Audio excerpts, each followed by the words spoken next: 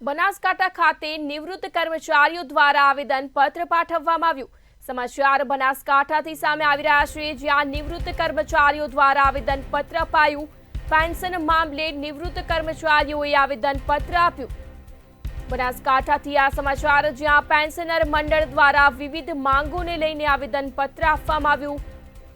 કર્મીઓ દ્વારા કલેક્ટરને આવેદનપત્ર અપાયું।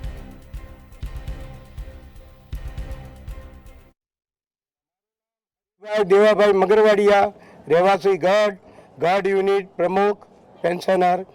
અમારી માગણી એ છે કે જે આ મોંઘવારીના હપ્તા છે દર વર્ષે મળે છે એ સરકાર સ્થગિત કરવા માગે છે, તેમજ 8મું પગાર પંચ પણ આપવાનું ના પાડે છે। 18 મહિનાની અગાઉની મોંઘવારી કોરોના સમયની પણ બાકી છે। નામ ગોસ્વામી નથુગીર પીરગઢ, રહેવાસી ધાનેરા, જિલ્લો બનાસકાંઠા।